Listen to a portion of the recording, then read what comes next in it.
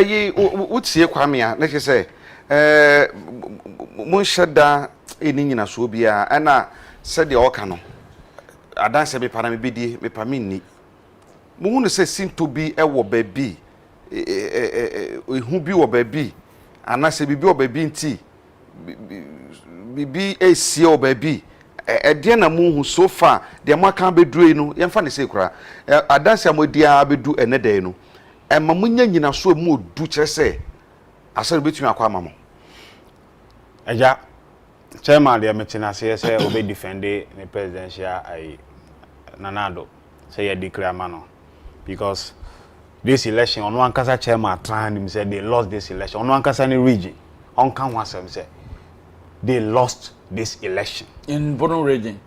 Oh Bono na mukita 11 seats ye to abawie ya chemu 6 you are talking about parliamentary. Oh, parliamentary ni presidential okay, the same. I'll come in. The same. It's one kasa region no.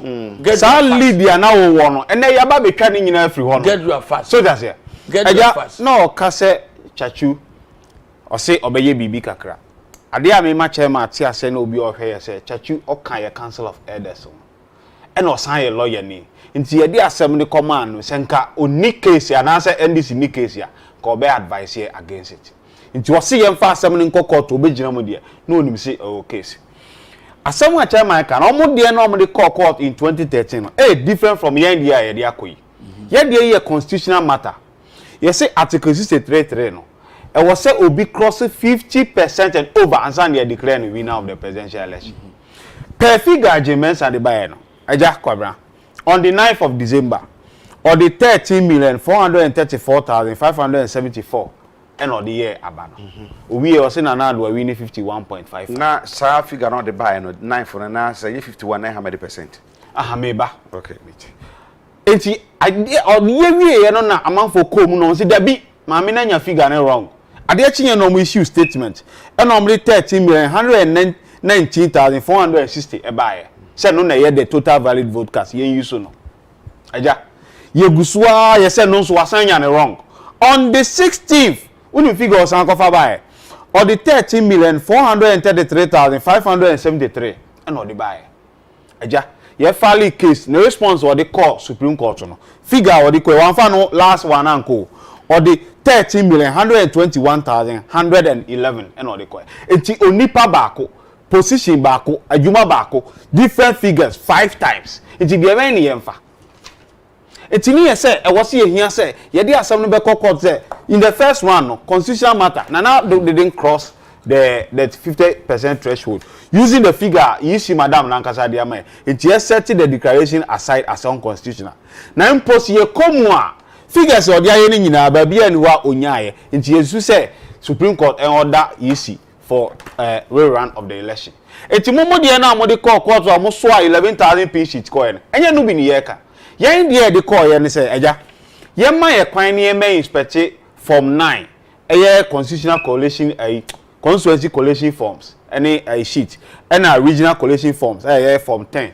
and form 11 form 12 and then form 13 and on here eba behwe eti mumu de different from your case no so just here so share cross examination na yewura akotompa yewura siedu nketia eba mu ono ankasa kasagu microphone mu na onya awe oni Frank Davis na edi nkomo say I cannot confront him with the EC figures because they are hiding something eja then tell one person Jimen Sambeba Daka Munyina and say in total collusion with the MPP they conjure the figure to the woman and na obe declare enti omo mpese obeba ne to beba beda ho enti yenye den yenyi mami free adaka mu se ne na ayi yenyina ya bo pepepe bibia to atwa nyen susu se mami ni have questions to answer enti awase ye de ba na obe ye den obe answer those questions so just here some ni BBC a ade na obi a wa conduct election ye de na kokot ye so mra meyi na no a mo na mbeka se ye manema de na mo di ni sie eja ene mami kokot a we soja fo edi na chi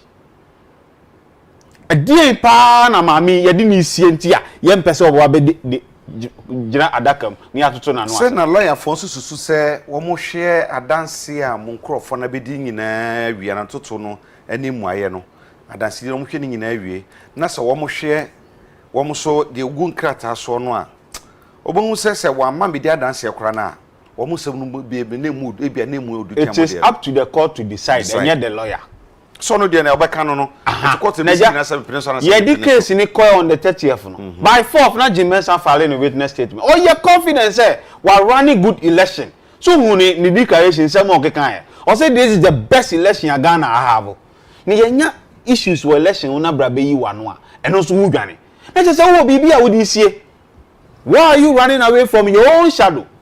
Constitutional body wona wo da no wa conduct election ni ese wo issues bra court wa file statement ni entoto ano based on the statement now we aba na eno so wo dwane yesusu say this election was stolen for Nana Akufo-Addo senya dia ye still election man Nana Akufo-Addo was Jim Mensah be gina da and for now you betumi aka say letter sorry Supreme Court mpanyefo nya si gina ye de ye mususu say munya ya ankobeba na na area for so chese e twen ochina enti nya kopanya do na de pachia ane afi na de twa to kra mekan say me ye party ni me ye ndc ni chairman akasa se me de madwin mu no se Supreme Court ka say o ma ye en cross examine Jim Mensah na ye mfale ya addresses ya nka me party no o mo withdraw case no esanse ba bi ya duru ala anya de a ye betimi aye ne fie be yi because onipa no the meat of the case how na sem no wo no a ye be cross examine no na say you be protecting me and cross examiner. Why do we proceed with the case?